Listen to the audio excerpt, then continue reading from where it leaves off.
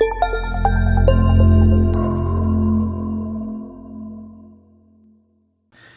everyone, it's Mike Hamber at FlipNerd.com. Welcome back for another exciting expert interview show where I interview awesome guests from across the real estate investing industry to help you learn and grow and to inspire you. And today we're going to do just that. I'm joined by my friend Chris Richter, who's a real estate investor and a true data nerd. He's really a data scientist, and especially in the real estate investing space as it pertains to direct mail, which is really his area of expertise and what he focuses on. And he's here today to get really detailed about what matters most in direct mail. And we're going to discuss things like your return on investment versus response rate and other key metrics that are important, and some that you think are important that maybe aren't, to help you more effectively use direct mail in your business. He's probably going to teach you some things today that you didn't know, or you didn't know that you needed to know. And so it's going to be a really interesting show. Before we get started with Chris, though, let's take a moment to recognize our featured sponsors. RealtyMogul.com is an online marketplace for real estate investing, connecting borrowers and capital from accredited and institutional investors. Get a rehab loan fast and close in as little as 10 days with rates starting as low as 9%. For more information, call 888-296-1697. B2R Finance makes loans tailored specifically for rental investors. They can help you unlock equity from existing properties so you can get cash out to grow your rental portfolio. That's huge and opens up lots of opportunities previously not available to rental investors. Need a loan? Call 855-819-4412 or visit b2rfinance.com today. AceBusinessFunding.com can help you get up to $150,000 in revolving credit lines to fund your business with rates as low as 0% for the first 12 to 18 months. Use the funds for startup costs, marketing, inventory, or almost anything your business needs. If you can't get funding, you don't pay a dime. Get funds for your business today at acebusinessfunding.com. We'd also like to thank Specialized IRA Services, National Real Estate Insurance Group, and VirtualStaffNow.com. Please note, the views and opinions expressed by the individuals in this program do not necessarily reflect those of FlipNerd.com or any of its partners, advertisers, or affiliates. Please consult professionals before making any investment or tax decisions, as real estate investing can be risky. Hey Chris, welcome to the show. Hi, Mike. How's it going? Good. Glad to have you here. So it's interesting that you've really kind of carved out a niche here in an area where people just blindly spend tons of money just buying a list of absentee owners or just really kind of high-level metrics. You're really getting down into the weeds and really ultimately helping people save a lot of money by not mailing to people that they have very little chance of buying. So it's going to be exciting to talk about that today. Yeah. I don't know if I carved out a niche or I was like forced into one because I was like, it was tight. So yeah. One way or another. The interesting thing is in terms of big data, I would say generally speaking, a lot of real estate investors, aren't that sophisticated in terms of advertising and things that they do. And I think a lot of that's been changing over the past couple of years because it's becoming a little more institutionalized and more kind of professional, less of a mom and pop type business, although there's still plenty of mom and pops. But I think it's hard. It's hard to spend time really kind of understanding what you're doing relative to just, I'm just going to write a check and think I'm going to get a return on that investment. So I'm okay accepting some stuff falling through the cracks. Yeah. It's changed a lot. I think that in some of the markets and things are so competitive and partially just because of the availability of data and tools, the industry has changed. And we were talking about this, but when I look at it, markets always change. Markets go up and down, but the industry itself is changing, and it's changing towards something to where you have the larger, more sophisticated people that are jumping ahead, leaps and bounds because they have more information and they know how to direct their operations a little bit better so that they can focus a little bit tighter on the operations, lower margins, kind of like Walmart did. It's just like Walmart or Amazon or anybody. I mean, the world's changing in that way, and real estate's no different. Yep. Well, hey, before we get too deep into this stuff, tell us about you. Let's learn about your background and kind of how you got to where you are today. Sure. My background, I guess, is I graduated from high school. I didn't do particularly well because I was having a good time, but I did get accepted to college. I went to school for physics, for astrophysics, and math, and I graduated. I graduated well. I got honors, and I became an engineer. I was hired before I graduated as an engineer. I did optical engineering for about 5 years and got to do some really cool stuff. Worked with some really cool people. I got some patents, and it was rad. But I was really poor. And I worked I did that, that thing where like you're an engineer and you sleep at work and you're like keeping it hardcore, and like I kept it super real. And some friends of mine were in real estate investing, and they were keeping it way less real, and they had way more money, and they were driving. They dropped out of school. They were driving brand new cars, and living in nice houses with a bunch of rentals, and they were just making way more money than I was, and their life looked pretty shiny from where I was. You were sitting, doing all the things that they told you to do, though. Yeah, I did everything that I was supposed to do. They said go to school, get good grades, study hard, Yeah. And so funny. I had to get out of that and start a real estate company. So I did. I bought a whole bunch of I didn't know what to do.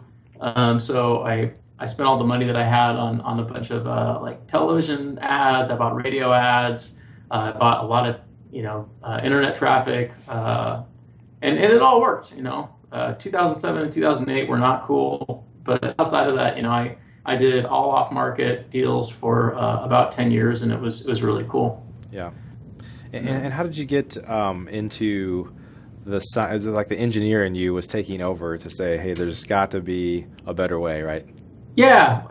That started, I guess, in 2000. It started with the market crash. Things got really not cool. Things completely turned around. I had a lot more money going out than I had coming in, or whatever. So yeah, I think that happened to a lot of people. But I needed a way to find deals. I needed a way to make money. I didn't want to go get a job. That's really hard after you've been an entrepreneur for a while. Absolutely. So I started mining the county for data. And liberating data from all the counties just to see what I could find.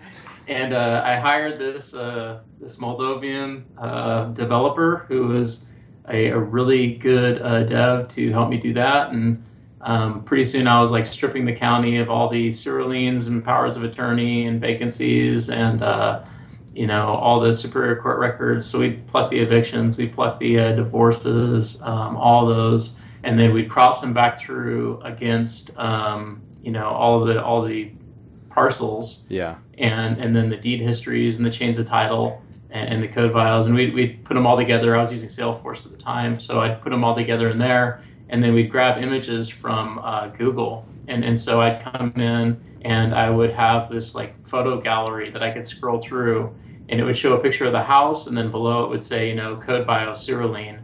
And I could rank them by how many of these factors they had going on. Oh, wow. And that was just in your market, right? Just in where you were? Yeah, it was just in Tri-County here. I'm in Seattle. And so it was rad. It was really cool. It was fun. And from that, I was able to gather up some sales guys because I was giving them, good leads to go door knock. We did a lot of mail. We did a lot of door knocking. We did more door knocking than anything else. And just, Dr. Stalker, we'd go find people and get them to sell us their property. Yeah. And so over time that evolved to where some of the people saw what you were doing and said, how do I get some of that? Or so you've kind of basically become a provider now to, some pretty high caliber investors that want what you've got. Yeah, that was, I did that, and that turned into Find Motivated Sellers, which we built with, I built with Kent Clothier, and he turned it into a national product and made it nice. What I had was super custom. And I joined a group, this mastermind, same one that you're in.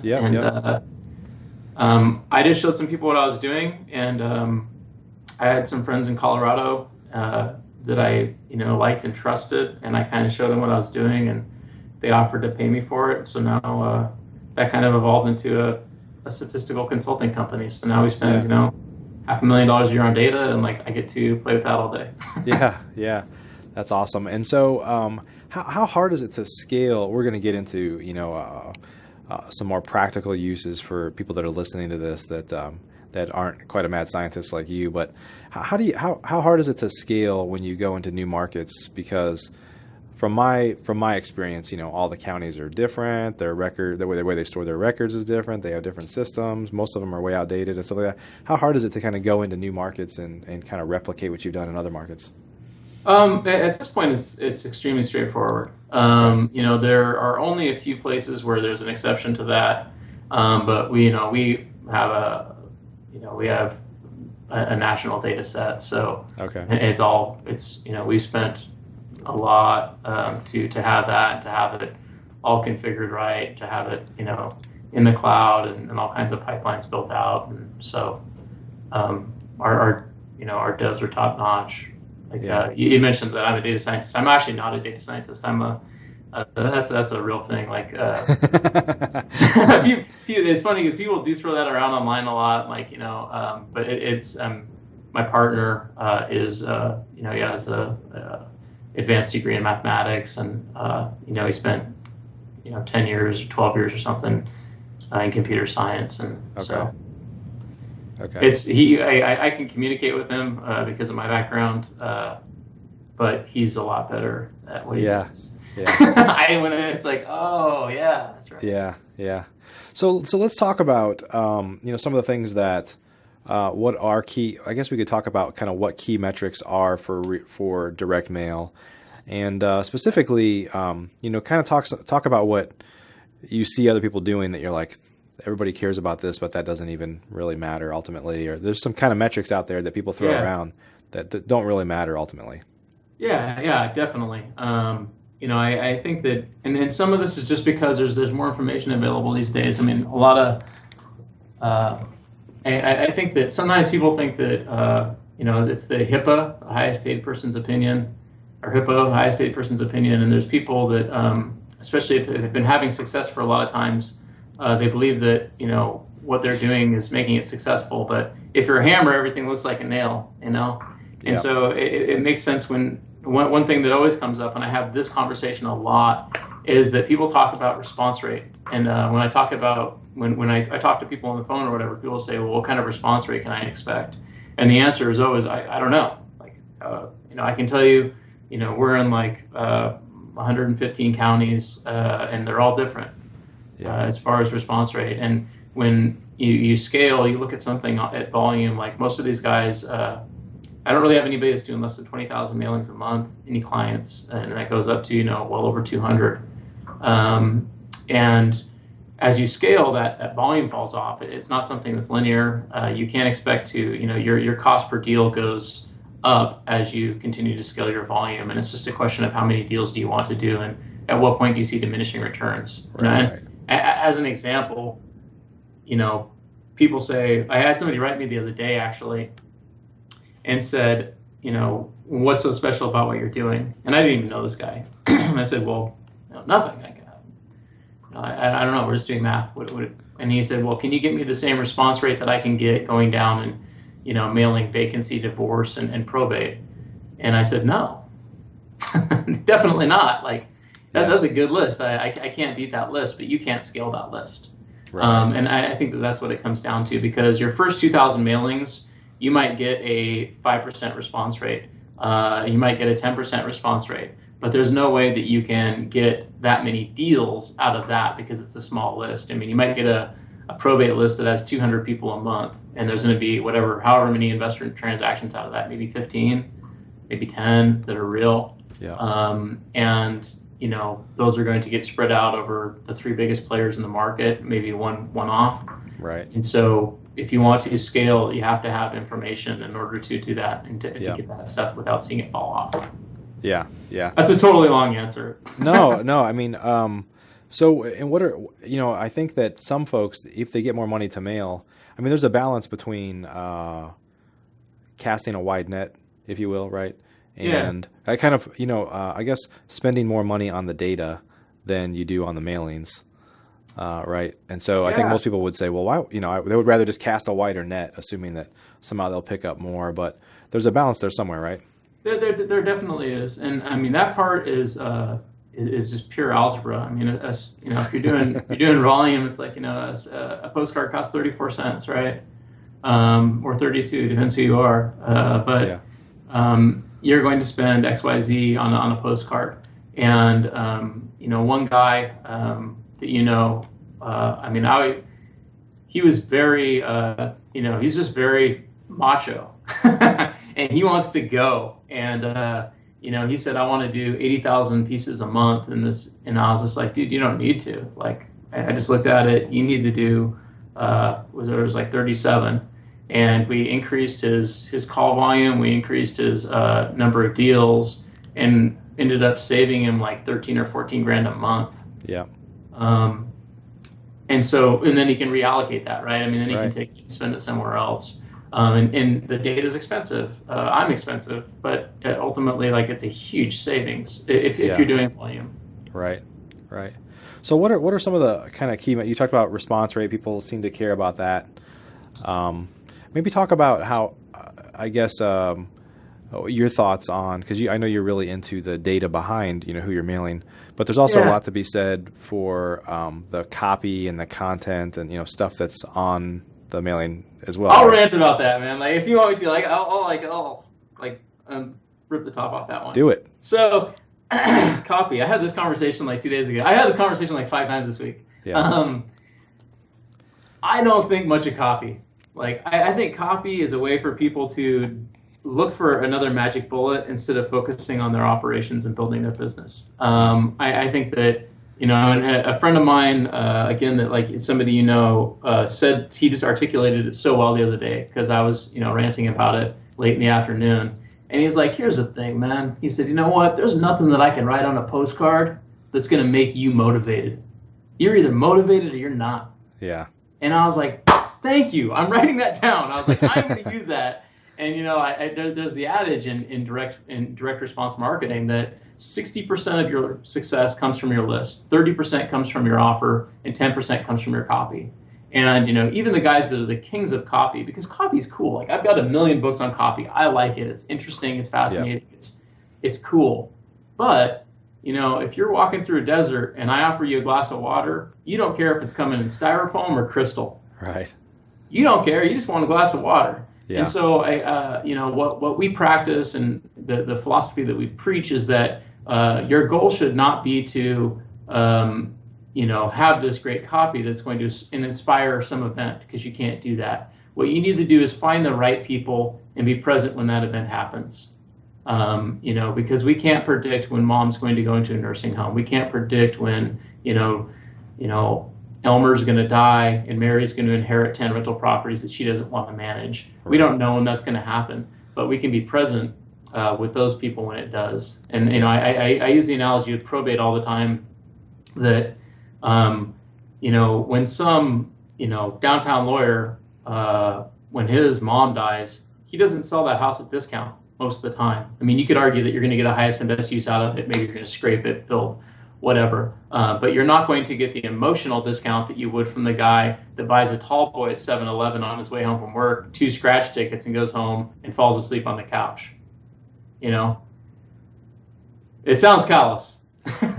Maybe I should reframe all that, but at the end of the day, I really believe that we're looking for a certain person, a certain seller, and a certain situation. We're looking for that combination of situation and seller. We're not looking to have a headline that's going to inspire someone to sell at discount. So a big part of it is timing, just being there at the right time. So that kind of leads me to my next question. There's always this discussion on what's the right frequency to mail, how many times do you mail before you stop mailing, things like that. Can you share some thoughts on that? Yeah, I can, and I don't. I wouldn't pretend to have the right answer to that. I can tell you what the people that I see that are successful, really successful, do, and that's that they just hit the same. They hit the list that we produce over and over and over and over and over and over and over. Yeah. And because it's because we believe that if we're looking at the whole universe, and we take every fish in the lake and we look at all of them and we say, okay, the ones with the yellow stripe are a target. And then we only follow those ones with the yellow stripe around. If we're there when life happens, then we get the opportunity. Yeah. Yeah. And so monthly, every single month. Yeah. And maybe you could talk about some things that are going on in the industry that are kind of changing the game here. You've got, on one hand, you got people getting more sophisticated. You got, things that could happen like whatever they call it, the do not mail list, and things like that. I mean, just talk about some of the things that are going on that are kind of impacting this area for real estate investors. Yeah, well, I guess, sure. and also that you kind of see impacting things over the next, let's just say a year or two. What I see is a transition towards larger shops and companies controlling more market share and forcing out, the smaller guys. And there's a group here that I'll just give as an example because I think they're a great example in business of what happened at the auctions. Prior to the 2005, I could go to the auction and buy a property. I could go and bid, and I'd have a reasonable chance of getting a property at auction. Around 2005, a hard money group came in locally and started lending at the auction. There were a couple of young guys that had done some well in software, and they came in and took that and decided that they were going to invest. And they started advertising for other people to come bid at auction. And so there's always a question of, that they come in, they set up shop, and they always win. And I remember the last auction, it wasn't the last one I went to, but the last one that I went to and bid and actually expected to buy something. Yeah. I was bidding on a house in Tacoma that was worth $227. It's a real specific number. That's the number that I had on it. I remember that. What were the three numbers after the comma? 227 000 or? Oh yeah. It was worth like 227. And it got bid up to, first of all, there were like 20-something people bidding on it. Yeah. Because it allowed all these people that didn't have money to bid. And there were 20-something people bidding. I stopped bidding at like 165, and they took it up to like 189. And I remember just wanting to pull out a whiteboard and be like, hey, man, let me show you something. Yeah. But, what they've done is that they don't allow anybody to compete. Anybody that comes in, they just, they always win, and they drown them out until they go away. And they've been very successful at that for a long time. And I think that that's kind of what's gone on with some of the guys that I see that are bigger players. Yeah. A lot of these guys have expanded. I've seen guys, I've been with guys as they've gone from 20,000 mailers up to 200,000. And, what they're doing is they just come in and take over, just like Walmart did. You come in, you're a big kid, you put everybody else out of business just through volume, and right. it's a war of attrition that they're able to win. Yeah. And how about changes just in the kind of direct mail space in terms of access to data, which I guess some of these bigger companies have better access to potentially? And just kind of industry type changes. Anything going on there that's noteworthy? Well, I see. Because of the people that I work with, I see people that are willing to invest a lot more in their lists and invest a lot more in direct mail. Even like in our group, 3 years ago, there were only a couple of people that were crying volume. Yeah. And I thought they were crazy, and I've totally switched sides on that. Yeah. But I really did at the time. But people nowadays, the volume has gone up so much that it's insane. Yeah. Well, kind of any words of wisdom to share for, let's just say, for some of the smaller folks out there that want to be more successful. Direct mail is something that they use or they need to use more of. Any kind of words of wisdom? I think that if you want to get started and you want to get a foothold, and you're new and you don't want to dump 20,000 mailings in a month, if you choose the right targets, you choose targets that have some kind of flag on them, the obvious stuff, the probates, the code bios, that kind of thing. If you choose them and then you just hunt them and you're relentless, then that works. I think that the biggest mistake or the biggest missed opportunity that I see is with new folks is that they send out 500 letters to a non-owner occupied list, and then they're disappointed when they don't get something. And mail one time. Yeah, mail one time, mail 500 people, and then it's like, well, I didn't get a free car, and you're like, no, man, it's like, if you want it, go get it, go knock on their door, go hunt them, crawl in their window, and find out where they live. Yeah. Well, Chris, if folks want to learn more about your Mad Laboratory or about some of the stuff that you're doing, that you're working on, where should they go? They can go to learnaboutdata.com, and there's a video series in there that's just us, kind of explaining the basics about, about data and data science and how it works, and, how they can, do a little bit smarter mailing and maybe save a little bit of money, make a little bit more. Yeah. So Yeah. learn about Awesome. data.com. Hey, while I've got you, one other question, and I know that you said you don't think that copy is hugely important. Any thoughts? There's also these kind of long-standing questions about postcards versus letters. Any thoughts there? Yeah. I have some thoughts there. And this has been tested. I used to be really into letters because letters always get a higher response rate. And so it becomes a response versus conversion thing. Yeah. And I think that in my views on this have changed even recently. I think that letters definitely work better for getting a response in a super competitive market where you walk in and they've got, the full stack of postcards. Yeah. I think that I've seen that letters sometimes work better to get the conversion. Yeah. It's just hard to do in scale. So yeah. Awesome. Well, hey, thanks for being with us today. Thanks for sharing some of your insights, and we'll add a link to your site down below here if folks want to learn more about the cool things you're doing. So thanks for being with us. Cool. Thank you, Mike. Yeah, good to see you. I'll see you soon. Are you a member of FlipNerd.com, the most robust real estate investing platform in existence, where you can find off-market wholesale deals and great vendors literally in your market? You can get access to advice from experts and learn about local clubs and events right in your backyard. If not, please visit FlipNerd.com and register for a free account. You can register in less than a minute. It's pretty much the coolest site that's ever existed in the real estate investing industry, so get on over to FlipNerd.com.